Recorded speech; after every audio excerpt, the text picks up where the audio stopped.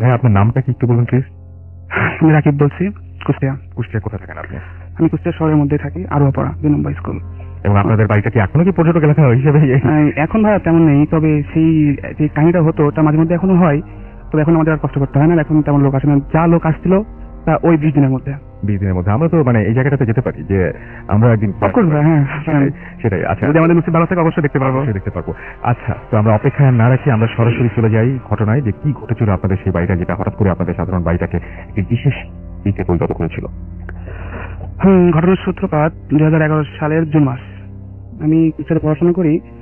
আমার এসএসসি পরীক্ষা শেষ, আমি কোচিং করতেছিলাম পলিটেকনিক্যালের অ্যাপ্লিকেশনের জন্য। তো কোচিং শেষের দিকে আমি বাসায় আসলাম মে মাসের শেষের দিকে। জুন মাসের খরচটা নিয়ে বাসায় চলে যাবো, কুষ্টিয়াতে চলে যাবো। আবার বাসায় আসার পরে অনেকদিন পর যেহেতু বাসায় আসছি, বাসার লোকজন খুশি, সেহেতু বাসায় থাকলাম। প্রথম দিন তেমন কিছু হয়নি, রাতটা ভালো মতোই কাটলো। আমি আমাকে বললাম রাত্রে কয়েকদিন বাসায় থাকবো, তিনি বললেন ওকে থাকো, সমস্যা নেই। তো পরের দিন সারাদিন বন্ধু বান্ধবের সাথে আড্ডা দিলাম, খুব ঘোরাঘুরি। যা ঘটনা ঘটে ওই পরের দিন সন্ধ্যায় বাড়ির পাশে চাচাতো ভাই, চাচাদের বাসা, অনেকদিন দেখা সাক্ষাৎ নাই। তো আমি গেলাম সন্ধ্যার দিকে তাদের সাথে দেখা করতে গিয়ে অনেক আনন্দ, কথাবার্তা, হাসি কান্না, মানে সব দিকেই সব রকম কথাবার্তা হচ্ছে। এমন কথার ফাঁকে ফাঁকে হঠাৎ করে দেখলাম আমরা বাসার দক্ষিণ কর্নারে একটা আগুনের ফুলকি। যে আগুনটা কিনা এমন, আগুনটা যেমন গ্যাসের আগুন হয় সবুজ বর্ণের, ঠিক তেমন সবুজ বর্ণের আগুন বাড়ির দক্ষিণ পাশে। আমরা দেখে তো অবাক যে কি ব্যাপার, এখন হঠাৎ করে আগুন কিভাবে ধরে। আমরা মনে করছি যে কোনো শয়তান বাচ্চা কাচ্চা হয়তো দুষ্টামি করে জ্বালাইছে। বাট আমরা যাওয়ার পরে আগুনটা নিভানোর চেষ্টা করলাম। আগুনটা এমন যে আগুনটা আমরা এখানে নিভাচ্ছি, প্লাস 1 পা 2 পা পার হয়ে গিয়ে আবার ধরতেছে, ওখানে নিভাচ্ছি আবার 2-1 পা গিয়ে আবার ধরতেছে। এমন আগুনটা জ্বালাইতেছিল খুব আকারে, প্রচন্ড জ্বালাচ্ছে। কিছুক্ষণ পর এমন আধা ঘন্টার মতো যায়। আধা ঘন্টা যাওয়ার পরে আগুনটা এক পর্যায়ে থামে। আগুনটা থামার পর বাসায় আসলাম, বাসার উপরে ফ্রেশ হয়ে রাত্রে ডিনার করবো। তো ডিনারের জন্য বসছি, টেবিলে বসাও সারা, বাট বসার পর পরে আবার চিৎকার, আগুন আগুন আগুন। আমরা গিয়ে দেখি সেই একই ধরনের, যেটা সন্ধ্যা হয়েছিল একই ধরনের আগুন আবার সেই শুরু করছে। আগুনটা এমন ভাবে ধরছে, তো বললামই একবার, মানে এক জায়গায় ধরে নিবাচ্ছি আর এক জায়গায় ধরছে, এক জায়গায় নিবাচ্ছি আর এক জায়গায় ধরছে। এমনকি আগুনটা আমার গায়েও ধরছিল। আমার মানে শরীরে লুঙ্গি ছিল, রাত্রে যেহেতু ঘুমাতে যাবো সেজন্য লুঙ্গি পড়ছিলাম। তো লুঙ্গির নিচের এক কর্নারে আগুনটা ধরেছিল এবং লুঙ্গির অনেকখানি পড়ে গিয়েছিল। বাট আগুনটার একটা বৈশিষ্ট্য এই যে আগুনটার কোনো প্রকার যে আগুনের একটা হিট থাকে, তাপ, গরম, এই এমন কোনো গরম হিট সেই আগুনটার নেই। শুধুমাত্র ধরতেছে প্লাস পুড়ে ছাই। এমন করে রাতটা অনেক কষ্টে কাটালাম। এমনকি মানে আমাদের অবস্থায় আমাদের হাতে পানি পাত্র রাখা লাগছে যে কখন কোথায় আগুন ধরে সেটা নেভাতে হবে। ঘরের চালে, টিনের মাথায়, গাছের ডালে, মানে আগুনের মানে কোনো সীমা নেই, আগুন ধরতেই আছে, আমরা নিভাতে পারছি না। একের পর এক নিভাচ্ছি, একের পর এক ধরছে। রাতটা অনেক কষ্টে রাত পার করলাম। সকালবেলাতে গ্রামের মধ্যে একটা ছড়াছড়ি হয়েছে, অনেক জনের মতো অনেক রকম কথা। কেউ বলে এটা জিনের আগুন, কেউ বলে ভূতের আগুন, কেউ বলে কোনো বাবা ভণ্ড পীরের আসর পড়ছে, এ পড়ছে ও পড়ছে, অনেক রকম কথা। গ্রামে যারা মুরব্বী ছিল প্লাস মসজিদের ইমাম সাহেব বললেন তোমাদের বাড়িতে একটা মিলাদ মাহফিল দাও, হয়তো এটা করলে ঘটনাটা ছেড়ে যাবে। তোমরা সেটা করি। তারপরে দিনই বিকাল বেলায় মিলাদ দিই। মিলাদ দেওয়ার পর এমনকি মিলাদের মাঝে হুজুরের সামনে আগুন ধরে যায়, আবার নিভাই, আবার মানুষজন যেখানে বসে আছে ওর মধ্যেও আগুন ধরে যায়। এক পর্যায়ে মিলাদ শেষ হলো, রাত্রে তাও আগুন নিবে না। এমনকি পর আমরা 3 দিন 3বার মিলাদ দিয়েছি, তাতেও আগুনের খ্যাত হয়নি, আগুন জ্বলতেই আছে। ঘটনার শুরুর দিকে আমাদের বাসায় তেমন কোনো ক্ষতি হয়নি, জাস্ট জামা কাপড় পড়তেছে, কড়ি পড়তেছে হাবি যাবি। যেটা ভয়াবহ ক্ষতি হয় সেটা হচ্ছে ঘটনার পঞ্চম দিন সন্ধ্যায় আমাদের এক ট্রাক ভর্তি ধান আছে। বিকজ আমার কাকুর চাউলের মিল আছে, যেটা ধান থেকে চাউল করে অটো মিল করে বাইরে ছেড়ে দেওয়া হয়। তো এই ট্রাক ভর্তি ধান আছে, সেই ধানটা ভাঙাতে হবে। ধান নামানো হয়েছে, ধান নামা মিলের মধ্যে রাখা হয়েছে। তো পঞ্চম দিন সন্ধ্যায় আমার কাকু কেন যেন মিলে যায়, মানে ধানটা দেখার জন্য, অথবা যেসব মিলের মজুরি আছে তাদেরকে, মানে লোকজন আছে তাদেরকে মজুরি দেওয়ার জন্য যায়। তো গিয়ে তিনি অবাক, গিয়ে দেখেন যে ট্রাক ভর্তি ধান ছিল, সেই ধানের অর্ধেকটার বেশি পুড়ে ছাই, আর বাকি অর্ধেকের আছে, অর্ধেকের কিছু কম হবে, সেই অর্ধেকটা আছে। তিনি দেখে তার মাথায় তো তিনি মানে একবারে বাজ পড়ার মতো, কি অবস্থা, হঠাৎ করে এখানে আগুন ধরে কিভাবে। তিনি আর তার বুঝতে বাকি থাকলো না যে এটা সেই আগুন, বাসার আগুনই, এখানে আমাকে ওইখানেও জ্বালাচ্ছে। পঞ্চম দিন রাত চলে যায়। ষষ্ঠ দিন সকালে আমার কাকি রুমের মধ্যে তার একটা স্টিলের বাক্স থাকে, যেটা তালাবদ্ধ থাকে, তো এই বাক্সের মধ্যে তার রুমের যাবতীয় জিনিসপাতি, প্রয়োজনীয় জিনিসপাতি, টাকা পয়সা এবং কি ভালো ভালো জামা কাপড় সেটা হচ্ছে তিনি ওর মধ্যে রাখেন। রাখার কারণে সে অনেক ভালো থাকে, যেহেতু সেফটি থাকে। তো কি কারণে যেন তিনি বাক্সটা খুলতে যান, মানে কি একটা প্রয়োজন, টাকার জন্য না কিসের জন্য যেন। তো যখন বাক্সটা তিনি খোলেন, বাক্সটা খোলার পরে দেখেন বাক্সের মধ্যে কিছুই নেই, শুধু ছাই পড়ে আছে। তিনি কান্নাকাটি শুরু করেন যে কি হচ্ছে আমাদের সাথে, আসলে আমরা জানি না কেন হচ্ছে। আমাদের বাড়িতে সবাই 5 ওয়াক্ত নামাজ পড়ে, এমনকি আমি মাঝে সাথে পড়াশোনা করি, আমি হেফজ করছি, এমন কেন হচ্ছে সেটা বোঝার মতো ক্ষমতা কারোর হতে হচ্ছে না যে কি হচ্ছে আমাদের সাথে, এটা কেনই বা হচ্ছে, আমাদের পরে কি আল্লাহর গজব পড়ছে নাকি অন্য কিছু। হতে হতে আমরা এক হুজুর বা আপনারা উজা বলতে পারেন, তার খোঁজ পাই। তিনি তার বাসা পাবনাতে। পাবনাতে তাকে খবর দেওয়া হয় যে তিনি আসেন। তিনি তারপরের দিন অর্থাৎ 7ম দিন আমাদের বাসায় আসেন। বাসায় আসার পরে তিনি তার যে করণীয়, যে দিন হাজির করার জন্য দোয়া কালাম পড়া, কোরআন তেলাওয়াত করার, আমি সেখানে ছিলাম, কোরআন তেলাওয়াত করতেছিলাম আমি। আমাদের কাকুরা ছিল সবাই, আমার দাদু ছিল এবং তিনি তার সাথে আরেকজন ছিল। সবাই গোল হয়ে বসে আমরা কর্নারে কোরআন তেলাওয়াত করতেছিলাম, আর মাঝখানে ফাঁকা রাখা হলো। মিনিট 10 পরে আমি অনুভব করলাম আমার পাশ দিয়ে কেউ একজন ওই আসরের মানে মধ্যেখানে প্রবেশ করলো। আমি বুঝলাম কেউ আসতে হয়তো। তারপর তিনি সালাম দিলেন, আসসালামু আলাইকুম। কথাবার্তা হতে হতে এক পর্যায়ে আমার ওই দাদু, মানে যে উঝা, তার নাম মুস্তফা, তিনি বললেন যে এখানে কি সমস্যাটা কি। যে জিনটা হাজির হয়েছিল তার নাম হচ্ছে সোলেমান, আমরা তাকে সবাই দাদু বলে ডাকি। তো সোলেমান দাদু বলছে যে সমস্যাটা কিছুই না। তিনি কিছুক্ষণ চুপ থাকার পর কয় যে হচ্ছে আপনাদের বাসায় যদি কোনো অনুষ্ঠান, বাচ্চা কাচ্চা বা বিয়ে শাদী যদি হয়, তাহলে আপনি কি আনন্দ ফুর্তি করেন না? আমরা বুঝি না যে কি কয়, ক্লিয়ার করে করলে কি হয়। তখন ওই মোস্তফা দাদু জিনকে আবার প্রশ্ন করে, ক্লিয়ার করে কও কি হয়েছে এখানে। তখন তিনি যেটা কয় সেটা হচ্ছে এমন যে এই বাসায় অনেকদিন পরে এই বাসার বড়, মানে যে বেটার বউ, মানে বড় ছেলের বউ, তার বাচ্চা হয়েছে একসাথে 5টা। যেহেতু অনেকদিন পরে বাচ্চা হয়েছে একসাথে 5টা, সেহেতু বাসার অন্যান্য যেসব গার্জিয়ানরা ছিলেন বা অন্যান্য ফ্যামিলি মেম্বার, তারা খুব আনন্দিত এবং আনন্দের কারণেই তারা খুব আনন্দ করছে, ফুর্তি করছে, গান বাজনা হয়ে যাবে। তো আমি যেটুকু জেনেছি যে জিনদের গায়ে এক প্রকার আলো থাকে, কিন্তু ওই আলোটা এমন ছিল আমাদের ওই বাসায় যে আলোটা কিনা মানে আগুনের রূপ নিয়েছে। আমি শুনছি যে জিনের আলো থাকে জোনাকির মতো, লাইটের মতো, অনেক প্রকার, কিন্তু আমাদের ওই বাসাতে যে জিনগুলা ছিল ওগুলার আলো থাকে আপনার এক ধরনের আগুন, যে আগুনটার নাকি কোনো প্রকার হিট নেই, শুধুমাত্র জ্বলায় ভস্ম করে দেবে সবকিছু। তো তখন আমার ওই মোস্তফা দাদু, অর্থাৎ যে উজা, উনি বললেন যে যারা আছে এখানে তাদেরকে তুমি এখানে আনো, তাদের সাথে কথা বলবো আমি। 5 মিনিটের জন্য আমার ওই দাদু, আবার বুঝলাম যে পাশ দিয়ে হেঁটে বাড়াই গেলেন, অনুভূতিটা করলাম যে একজন গেলেন কেউ। 5 মিনিট পর আবার আসলেন ওই সুলাইমান দাদু, অর্থাৎ জিন দাদু, এবং তিনি প্রথমে প্রবেশ করলেন কি আরেকজন প্রথমে, যাই হোক, পর 2টা মানুষ যেন আসরের মধ্যখানে আমার গা ঘেঁষে মধ্যখানে প্রবেশ করলো। হালকা ভয় লাগতেছিল, যেহেতু এমনটা কখনো হয়নি, পাশে দিয়ে কেউ একটা অনুভব করছি, বাচ্চাকে দেখতে পাচ্ছি না।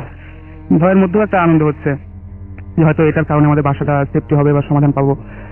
হাজির করার পরে আমাদের দাদু, মানে মুস্তফা দাদু, ওই বাসার যে জিন, তাকে হাজির করলো। তার নাম ছিল মনির। বলে কি সমস্যা কি তোমাদের, তোমরা এমন করতেছো কেন? তখন তিনি যা বলেন সেটা হলো যে বলেন যে আমরা এই বাসাতে 150 বছরের উপরে আছি, 150 বছরের উপরে আছি। এমনকি আমাদের ওই যারা আমার কাকু, ওই কাকুর আগেও যারা এই বাসাতে ছিলেন, মানে কাকুর মানে পরদাদা, তার দাদা, তার দাদা, সবার নাম কয় যে কয় বলে আমরা এখানে 150 বছরের উপরে আছি, কখনো তাদের এক চুল পরিমাণ কোনো প্রকার ক্ষতি করি নাই, এবারও ক্ষতি করতে চাইনি, কিন্তু ক্ষতিটা হয়ে গেছে। বলে কেন ক্ষতিটা হলো প্রশ্ন করা হলে তিনি বলেন আসলে আমরা সবাই খুব এক্সাইটিং যে আমাদের বউয়ের একসাথে 5টি বাচ্চা হয়েছে, আমরা এই জন্য খুব আনন্দিত। এই আনন্দের কারণে আমরা উৎসব করতেছিলাম। এই উৎসবের কারণে যারা ছোটখাটো যেগুলো ছিল, মানে বাচ্চা টাইপের, যেগুলো 5-7 বছরের বেবি, মানে এইসব বাচ্চারা খুব আনন্দ করতে করতেই লাফালাফি করছে। আচ্ছা, আর এই জিনিসটাতে আপনার যে ক্ষতিটা যে হয়েছে, সেই ক্ষতিটার কোনো ক্ষতিপূরণ পেলেন না আপনারা? হ্যাঁ, এটা তো বলবো ভাইয়া। যেটা হচ্ছে যা কিছু হয় এর লাস্টে ওই জিনটা, মানে যা বাসায় থাকে, তারা সরি বলে, তারা ক্ষমা চায় যে আসলে আমাদের এটা ভুল হয়ে গেছে, আমরা এমনটি করবো না, তবে আমরা যে ক্ষতি করেছি ক্ষতিটা আমরা মাসুল পূরণ করে দেবো। আচ্ছা, আমরা অবশ্য তার কথাটা তেমন ভাবে আমলে নিই না, গুরুত্ব দেই না যে এটা কিভাবে ক্ষতিপূরণ করবে, এটা আমার যা ক্ষতি তো হয়ে গেছে। তো আমরা চলে তো ঘটনার 20 দিন, এর মধ্যে আরো কয়েকদিন চলে গেছে। আগুন আপনাদের বাসায় নিশ্চয়ই প্রচুর লোকজন আছে? হ্যাঁ, আমাদের বাসাটা ভাই একদম পর্যটন এলাকা হয়ে গেছে, মানে যেখানে অলস টাইম হাজার হাজার মানে লোক। এবং আমার কি রাস্তার পরে যে আমাদের ওটা একটা মেন রোড, ভেড়ামারা মিরপুর সড়কে একটা মেন রোড ছিল, ওইটা জাম, মানে যে ওটা যে বাস যাবে, সে বাস যাওয়ার কায়দা ছিল না। এমন ভাবে জাম হয়েছে, এমনকি বাস অন্য রাস্তা দিয়ে ঘুরে যাওয়া লাগতো। তো ঘটনার 20 দিন, যেটা ওই দিন মানে আমরা তখন আগুন হালকা হালকা কমে আসছে একটু একটু, আগে যেমন সবসময় ধরতো মিনিটে মিনিটে, এখন তেমন ধরে না। তো 20 দিন, যেটা 20 দিনের মাথায় আমরা বাড়িঘর সাফ করছি, যে আগুনের সব করে ছাই হয়েছে, বাড়িঘর আবার ক্লিয়ার করতে হবে, ছাত্র লাগবে। সেহেতু কাকু বলে যে আমার মিলটা পরিষ্কার করার দরকার, যা হওয়ার হয়েছে, এখন তো আবার ব্যবসাটা না করলে খাবো কি। তো তিনিও মিলে যান, এদিকে কাকি ঘরের মধ্যে যান। তো কাকি ঘরের মধ্যে যান যে বাক্সটা বের করে বাক্সটা পরিষ্কার করবে। তো যখন তিনি বাক্সটা, আমার আর অন্যান্য কাকুরা আর আমি, আমার একটা চাচাতো ভাই যার নাম কিনা রাজীব, এবং এই 4 জন মিলে বাক্সটা বের করতে যাচ্ছি। বাক্সটা বার করতে গিয়ে বাক্সটা আমি উঁচা করতে পারি না। ছায়ের তো ভাই ওজন থাকবে না, কিন্তু বাক্সটা আমি মানে উঁচাই করতে পারি না। কি ব্যাপার, বাক্সটা উঁচা হয় না কেন? তখন যেটা দেখি যে বাক্সটা খোলার পরে যে ঠিক কাকির মানে যে সমস্ত কম্বল জামা কাপড় যা যা ছিল অবিকল আগের জিনিসই একদম সেম টু সেম। এবার সেটা আপনারা একবার কিন্তু মানে ছাই দেখেও ফেলেছে। হ্যাঁ, ছাই দেখছি, আমার কাকি ছাই দেখছে, ছাই দেখে আমরা সবাই অবাক, এমন আমার কাকি কান্না শুরু করতে ছাই দেখে কি হচ্ছে। কেননা আমার কাকির যাবতীয় যা জিনিস গুরুত্বপূর্ণ সব পণ্যটা ওর, এমনকি টাকা পয়সা ছিল ভাই, এমনকি স্বর্ণের অলংকার ছিল বাক্সে, সেটা পর্যন্ত পড়ে গেছে। সেহেতু আমাদের কাকির তো একটা কান্নার অবস্থা। ওটা দেখে আমরা খুব খুশি, আল্লাহকে শুকর আদায় করলাম যে হয়তো আমাদের বিপদ থেকে মুক্তি পাচ্ছি বা আল্লাহ আমাদের সাহায্য করেছে। এদিকে এটা গেল। এবার কাকু গেছে মিলে, যে মিল পরিষ্কার করবে, যে মিল পরিষ্কার নতুন করে আবার চাউল টাউল ভাঙাবে এবং অন্যান্য ধান এনে আবার পরিষ্কার চাউল করবে। তো মিলে যাওয়ার পর যেটা দেখা হয় ওটা দেখো আমরা অবাক। মিলে যাওয়ার পরে দেখি যে আগের যে এক ট্রাক ধান ছিল, সেই ধানের যে অর্ধেকটা পড়ে গেছে, ছায়ের লেস পর্যন্ত নেই। এখন সেই যা ধান ছিল সেই ধান একদম অবিকল আগের বস্তা, আগের সিলমারা, আগের সম্পূর্ণতা, আগের সবকিছুই। ওটা দেখে আমরা খুব খুশি, আল্লাহকে শুকরিয়া আদায় করলাম। এবং তারপর বাড়িতে আরো একবার মিলাদ মাহফিল দিয়েছি, আল্লাহ হয়তো আমাদের এটা থেকে মুক্তি দিয়েছেন। কিন্তু এখন মাঝে মাঝে হয়, তো তেমনটি আর আমাদের জ্বালায় না সেই আগুনটা। আমরা শুরু করি আপনার ঘটনা। থ্যাংক ইউ রাসেল ভাই। শুরুতে ভূতের সব দর্শকদেরকে শুরুতে জানাচ্ছি। এখন আমি যে ঘটনা শেয়ার করবো সেটা আমাকে জানিয়েছে মহিউদ্দিন ভাই, আমার মেজ ওয়াইফ ফ্রেন্ড। তো ঘটনাটি 2004 সালে 4 সালে। তো এই ঘটনার কেন্দ্রস্থল হচ্ছে ঢাকা ক্যানিগঞ্জের কালীগঞ্জের কবরস্থান। যারা সেখানকার বাসিন্দা তারা সকলেই চিনে জায়গাটা। তো সেই কবরস্থানের পূর্ব দিকে একটি বাড়ি আছে, সেই বাড়িটার 3 তলা। তিনি তখন সেই বাসায় 3 তলায় রুম ভাড়া নেন এবং তিনি তখন সদ্য বিবাহ করেছেন। তো তিনি বাড়িতে ওঠার ঠিক যেদিন উঠে সেদিন রাতে তিনি একটা অদ্ভুত স্বপ্ন দেখেন। তিনি দেখেন যে তিনি যেখানে ঘুমিয়ে আছেন বিছানায়, তার মাথা নিচে বালিশ নেই, জাস্ট 2টো পা, কুচকুচে কালো 2টো পা। তো এটা দেখার পর তিনি বেশ ভয় পান এবং সাথে সাথে তিনি চোখ মেলে তাকান এবং তিনি চোখ মেলে তাকিয়ে যেটা দেখেন যে একটা কালো বৃত্তের মতো ঘর থেকে বের হয়ে বাংলাদেশ সোজা কবরস্থান দিয়ে চলে গেল। তো বিষয়টাকে তিনি ততটা গুরুত্ব না দিয়ে ভাবলেন যে বোধহয় স্বপ্ন দেখেছে। তো পরদিন ঠিক একই অবস্থা, তিনি ঠিক সেম স্বপ্নটা দেখলেন যে তিনি যে বিছানায় শুয়ে আছে তার মাথা নিচে কোনো বালিশ নেই, জাস্ট 2টো কুচকুচে কালো 2টো পা। তো এটা দেখার পর তিনি মাথা, ওরে বাবা। তো তিনি তখন সাথে জেগে ওঠেন। জেগে উঠে তিনি আরেকটা জিনিস দেখে ধাক্কা খান, সেটা হচ্ছে তার ওয়াইফ তার দিকে খুব বড় বড় চোখ করে তাকিয়ে আছে। তার পাশে সময় তার ওয়াইফ বড় বড় চোখ করে তাকিয়ে আছে। তো এটা দেখার পর সে বলছে কি তুমি ওদিকে তাকিয়ে আছো কেন? তো তার ওয়াইফ তার কোনো উত্তর না দিয়ে সে চোখ বন্ধ করে আবার ঘুমিয়ে যান। তো পরদিন সকাল থেকে তার ওয়াইফ খুব অসুস্থ হয়ে পড়েন, তিনি রক্ত বমি শুরু করেন, খিঁচুনি শুরু হয় তার। তো তাকে মিটফোর্ড হসপিটালে ভর্তি করা হয়। তো তিনি সেই হসপিটালে 2-3 দিন থাকেন। তো খবর পেয়ে আত্মীয় স্বজন যারা ছিলেন তারা আসেন। তো এসে বলেন যে তুমি তো 2-3 দিন এখানে আছো, তুমি বরং বাড়িতে কিছু রেস্ট নাও। তো সে সেদিন সবাইকে সেখানে দিয়ে বাড়িতে চলে আসে এবং বাড়িতে এসে তিনি ঘুমিয়ে পড়েন। একটা সময় তার মনে হচ্ছিল যে তার নিঃশ্বাস বন্ধ হয়ে যাচ্ছে। তিনি চোখ মেলে তাকে দেখেন যে সে নিজেই তার গলা চাপ দিয়ে ধরে রাখছে 2 হাত দিয়ে, নিজে নিজে গলা ধরে রাখছে। তো এটা দেখে তিনি ভাবতেছেন যে আমি এটা কি করতেছি, নিজে গলা চাপ দিয়ে ধরে রাখছি। তো সে উঠে তিনি ওয়াশরুমে যাওয়ার প্রয়োজন বোধ করেন। তো তিনি ওয়াশরুমে ঘুম চোখে তিনি ওয়াশরুমের দিকে যাচ্ছেন। হঠাৎ তার মনে হলো কেউ তাকে পাস করে চলে গেল, একটা মানুষের মতো কেউ তাকে পাস করে চলে গেল। সে সাথে সাথে আশেপাশে তাকায়, দেখে যে কেউ কোথাও নেই, কিছু নেই। তো তিনি ওয়াশরুমে যান, ফ্রেশে রাস্তায় তিনি যখন ব্যাক করে সে তার বেডের দিকে তাকান, সে দেখে যে মশারির ভিতরে জাস্ট সেই 2টো পা যেটা তিনি এতদিন স্বপ্ন দেখেছেন, সেই 2টো পা তিনি তার সামনে বিছানার উপরে। এটা দেখার পর তিনি প্রচন্ড ভয় পান এবং সাথে সাথে তিনি সেই ঘর থেকে বের হয়ে যান। বের হয়ে তিনি আশেপাশে যারা নিচতলা ভাড়াটিয়া ছিল তাদের সাথে তিনি বিষয়টা সবাইকে বলেন এবং পরবর্তীতে বিষয়টা তারা আসলে তার কাছে খুলে বলে যে এই রুমটার মধ্যে এর আগে অনেক ভাড়াটিয়া ছিল, তারা কেউ থাকতে পারেনি, অনেক ওঝা দেখানো হয়েছে, অনেক হুজুর এসেছে। তারা একটাই কথা বলে যে এই রুমটার ভিতর দিয়ে খারাপ জিনদের যাতায়াত আছে, তারা চায় না যে এই রুমে কেউ বসবাস করুক। তো আসলে এর পরবর্তীতে তিনি সে বাসাটা চেঞ্জ করে ফেলেন এবং তার ওয়াইফও সুস্থ হয়ে ওঠে। এরপর তার এরকম কোনো ঘটনা ঘটেনি। আমি কীর্তন দাস, বাড়ি উত্তরবঙ্গে। আমি পেশায় একজন রিক্সা চালক। আগে আমি শবদাহ করতাম। 6 মাস আগেও আমি শবদাহ করেছি। 6 মাস আগে ঘটে যাওয়া একটা ঘটনার কারণে এখন আমি রিক্সা চালাই। আমি তখন গ্রামে থাকতাম, আমাদের গ্রামের নামটা বলা যাবে না। আমি সহ আরো 3 জন চিতা পোড়ানোর কাজ করতাম। ওখানে একটা বড় চিতা খোলা আছে। একদিন রাত 11টার সময় আমাদের ডাক পড়ে, আমরা 3 জন যাই, যা দেখি যে 4 জন একটা সব নিয়ে এসেছে দাহ করার লেগে। তারপরে আমরা দাহর কাজ শুরু করি। এক সময় ওরা 2 জন চলে যায়, রাত বাড়লে আমাকে রেখে দেয়া, আমাকে শেষ পর্যন্ত থাকতে হয়। আমাকে সবসময় শেষ পর্যন্ত থাকতে হতো, কারণ আমার সাথে 2 জনের কাজ ছিল শেষ কৃত্যের কাজ করা, আর আমার কাজ ছিল দাহ শেষ না হওয়া পর্যন্ত পাহারা দেওয়া। সেদিন রাতে যেটা হলো, লাশের সাথে যারা এসেছিল ওরা সবাই চলে গেল রাত বাড়ার সাথে সাথে, আর আমার সাথে যারা ছিল ওরাও চলে গেল আমাকে একটা পাহারাতে রেখে। চিতাখোলা থেকে আমি একটু দূরে আমার গামছাটা পেড়ে শুয়ে গেলাম, আর চিতা পড়ছে এটা আমি দেখতে লাগলাম। রাত বাড়ার সাথে সাথে আমার চোখ একটু ভারী হয়ে এলো। তারপরে কিছুক্ষণ পর আমার মনে হলো যে চিতার ওখানে কে একটা কালো কাপড় পরে কি যেন চিতার ভিতর খোঁজাখুঁজি করছে। আমি ভালো করে খেয়াল করে দেখি যে কেউ নাই। তখন দেখলাম যে কেউ নাই, তখন আবার আমি শুয়ে পড়লাম। রাত তখন 1টা কি 2টা বাজছে, আমি ঘুমিয়ে গিয়েছিলাম। হঠাৎ ঠান্ডা বাতাসে আমার ঘুম ভেঙে গেল। ঘুম থেকে উঠে দেখছি ওই কালো কাপড় পরা মানুষটাই আবার চিতার ওখানে দাঁড়িয়ে কি একটা খোঁজাখুঁজি করতে করতে এবার চিতার ভিতর হাত ভেঙে দিল, যে কি একটা বাইরে করে জেনে খাওয়া শুরু করে দিল। এটা দেখে আমি হেভি ভয় পেয়ে গেলাম। তারপরে এবার আমি ভয় পেয়ে দৌড় দিলাম। দৌড় দিয়ে আমার সাথে যে 2 জন ছিল ওদের বাড়ি গেলাম, ওদেরকে ডেকে নিয়ে আসলাম। ডেকে নিয়ে এসে দেখছি যে সবকিছু আগের মতনই আছে, চিতা জ্বলছে। ওরা 2 জন আমাকে বললো যে তুই তো ভয় পেয়েছিস, দিয়ে একজন থেকে গেল আর একজন চলে গেল আবার। দিয়ে আমরা কাজ শেষ না হওয়া পর্যন্ত থেকে গেলাম ওখানে। তারপরে আমরা 2 জন শুয়ে শুয়ে গল্প করছি। দিয়ে হঠাৎ করে আমি দেখছি যে ওই লোকটা আবার এসেছে, যে চিতার ভিতর খোঁজাখুঁজি করতে করতে জ্বলন্ত চিতার ভিতর নিজে লোকটা ঢুকে গেল। তখন আমাকে আমার সাথের জন্য বলছে, দেখে দেখি দাদা কি হলো। তারপরে আমি বুঝতে পারলাম যে না, এবার তো তাহলে আমি যা দেখেছি ঠিকই দেখেছি, কারণ আমি দেখেছি তার সাথে সাথে আমার সাথে যে ছিল সেও দেখেছে। দিয়ে আমরা 2 জন চিন্তা করতে লাগলাম যে ঠিক আছে এবার দেখি তো কি হয়। যে আমরা 2 জন আর ঘুমাইলাম না। এবার রাত 3টা 3:30টার দিকে হঠাৎ করে মেলা করা পিঠতে কোথেকে চলে আসলো। আচ্ছা, চিতার আশপাশে খুব চিল্লাচিল্লি শুরু করে দিয়েছে। দিয়ে একটা করতে চিল্লাতে চিল্লাতে চিতার খুব কাছে চলে গেছে।